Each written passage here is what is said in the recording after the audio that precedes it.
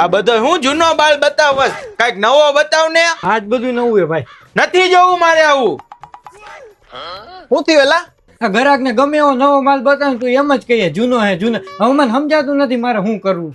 એવું હે તો તને ઓલો ફોર્મ્યુલા નંબર 87 યાદ હે ને? હા યાદ હે. હા તો ભર ફટાફટ જબલામાં.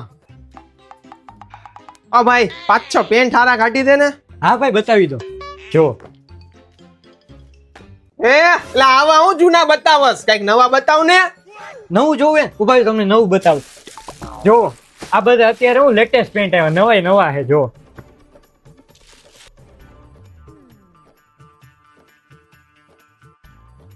જો ભાઈ આ બધા હજી કંપનીમાંથી બનીને આવ્યા જ છે. ફૂલ ગરમા ગરમ અડો. જો હા અડોમાં ગરમ હે.